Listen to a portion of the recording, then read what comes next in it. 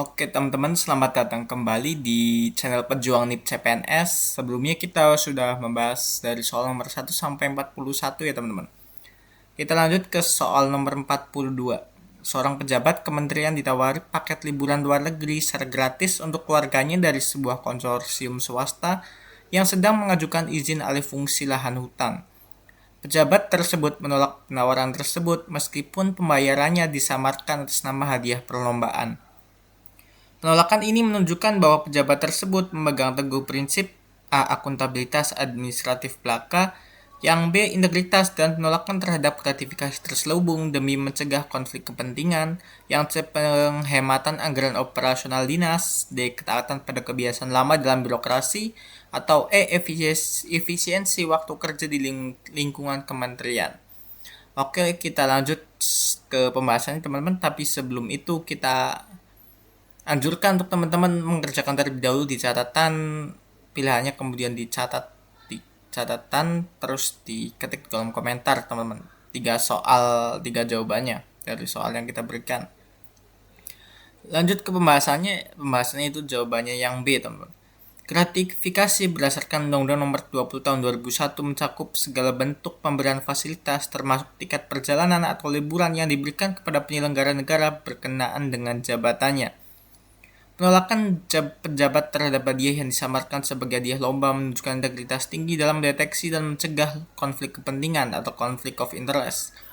Pilihan B secara akurat mengidentifikasi penolakan tersebut sebagai langkah pencegahan korupsi dan penjagaan independensi jabatan publik ya teman-teman. Kita lanjut ke soal nomor 43 teman-teman.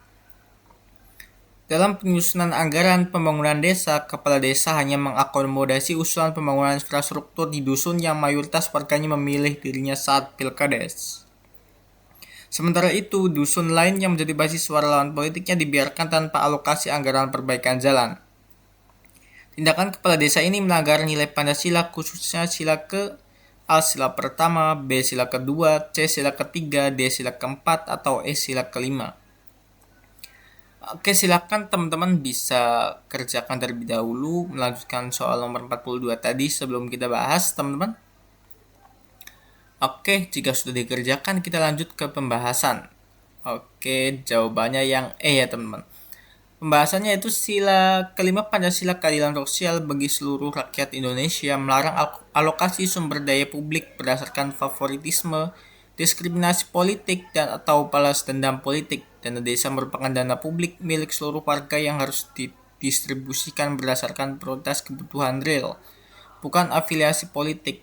Pilihan E adalah jawaban yang paling tepat karena penyalahgunaan wewenang dalam distribusi anggaran publik mencederai hak keadilan sosial masyarakat dusun yang terabaikan. Oke teman-teman, kita lanjut ke soal nomor 44. Seorang atlet muda Indonesia berhasil meraih medali emas pada kejuaraan dunia di luar negeri. Saat diwawancara oleh media asing, ia dengan bangga mengenakan batik dan menceritakan kekayaan budaya daerah asalnya tanpa merendahkan prestasi atlet negara lain. Sikap atlet tersebut menunjukkan contoh dari A. Chauvinisme karena mengunggulkan budaya sendiri di atas budaya lain, B. Nasionalisme positif dan rasa bangga atas identitas kebangsaan di kancah internasional, C. Kosmopolitanisme kaku yang menolak nilai-nilai modernisme global, D. Sikap isolasionis yang menutup diri dari pergaulan dunia, atau E. Etnosentrisme sempit dalam ajang olahraga internasional.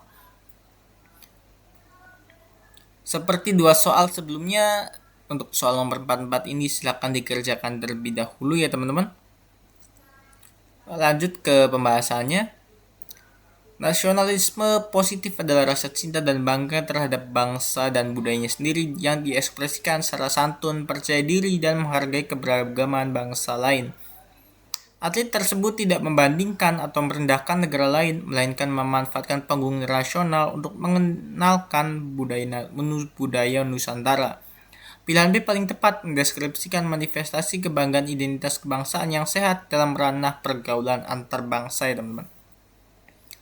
Oke teman-teman, sekian saja untuk soal dan bahasan kita kali ini. Semoga apa yang kita sampaikan bisa bermanfaat. Jangan lupa untuk di like, komen, dan share-nya ya teman-teman. Terima kasih.